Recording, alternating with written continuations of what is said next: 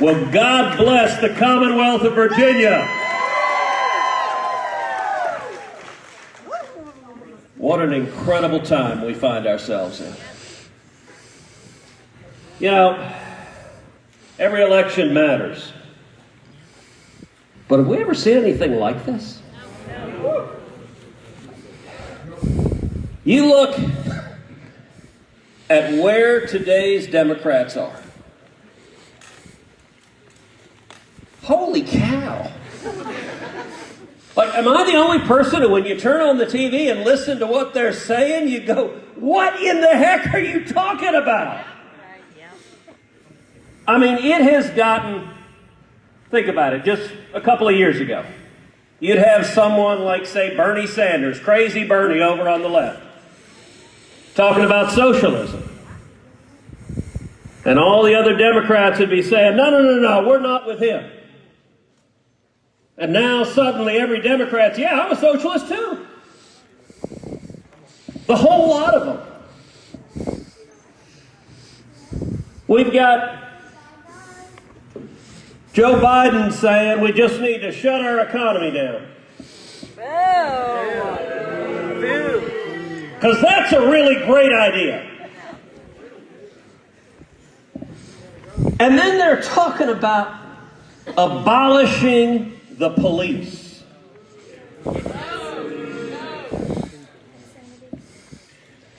Six months ago, if I had to come in front of you and said, you know what, the Democrats want to abolish the police, you'd have said to me, all right, Ted, that's a little out there. I mean, let's be honest, nobody is that crazy. And by the way, this is not theoretical. They're doing it. New York City, NYPD, cutting $1 billion from their police department. Minneapolis, Portland, my home state of Texas, the Austin City Council cut $150 million, a third of their police budget. This election, we're 9 days out from, is a battle for the soul of America. And the contrast, you know, for anyone sitting on the fence, the contrast could not be starker. The contrast between free enterprise and socialism. The contrast between rule of law and the Constitution and the Bill of Rights and lawless anarchy in the streets. This is a battle for what kind of country we're going to live in and what kind of country our kids and grandkids are going to live in. This is as fundamental as it gets. You look at right now today's Democratic Party, the people driving the train are the crazy left. It's Bernie and Elizabeth Warren and AOC who keeps stomping her foot saying, Mr. President, call me Congresswoman.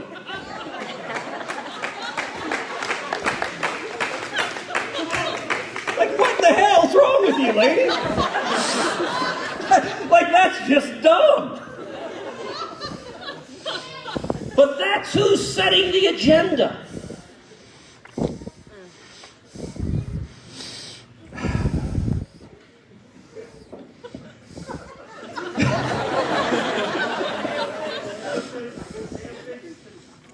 And this election, let me tell you what the media has decided. The media has decided that Virginia is bright blue. No. The media has decided that all the residents of Virginia like crazy-ass liberals. No. The media's decided, I mean, look, who hasn't had their medical school yearbook page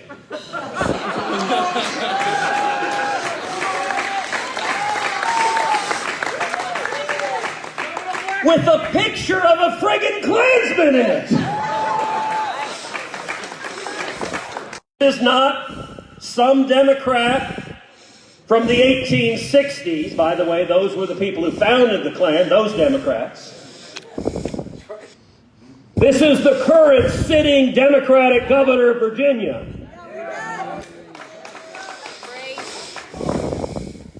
And let me just set a real simple rule for politics that I actually think ought to be a universal rule. If you cannot stand up and say with absolute certainty, I have never dressed in a Klansman's robe,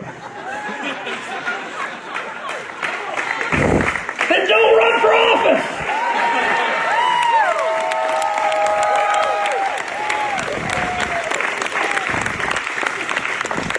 And I got to pause for a second for that scandal that it seems all the media forgot. Right. Because if you remember when it broke, all right, well, let's go through a little bit of the chronology. So it broke right after the governor talked about aborting children after they were born. And by the way, I got to say, if you haven't actually listened to that interview where Virginia's governor explains how he would deliver a child, alive, breathing, crying, he would comfort the child, and then have a conversation with the mother about what to do with that child. What do you mean, what to do with that child? And I got to say, that interview, what's chilling is how utterly calm he is about it. Yep. Dr. Death. It's like he's discussing ordering the socks in his drawers. So that's where today's Democrats are. And by the way, when the Senate took up and voted on legislation that said once a child is delivered, is born, is alive and living, that the doctor cannot then kill the child.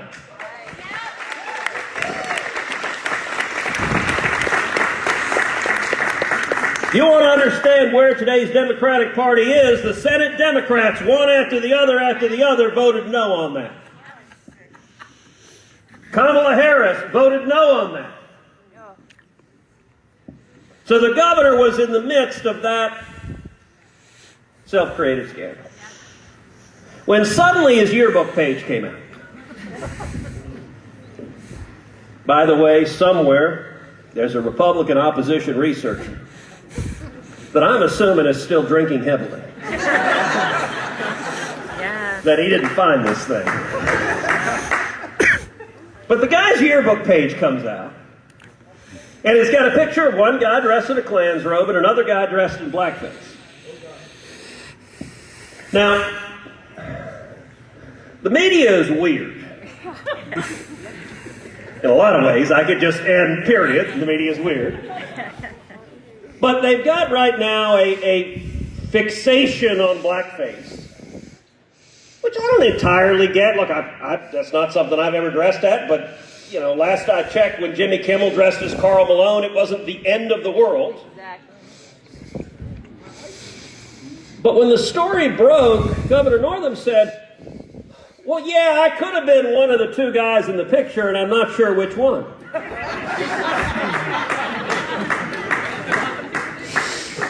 And the media proceeded to call it the blackface scandal. And I'm like, the whole rest of the world go, wait a second, dude. You're saying, A, this is the picture in your yearbook. Usually you put things in your yearbook you're kind of proud of. And B, you're saying your first reaction is, I don't know if that's me or not. That's messed up. And by the way, Governor Northam, you can't moonwalk your way out of it.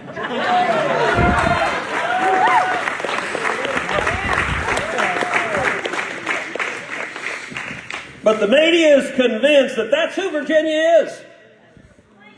That you're happily in the hands of the far left.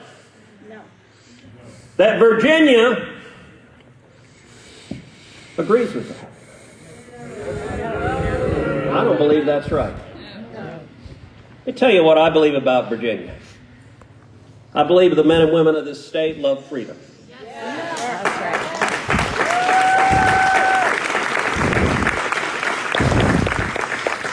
I believe the men and women of this state love your families, and you want your families to have jobs and an education and a brighter future tomorrow than they've got today.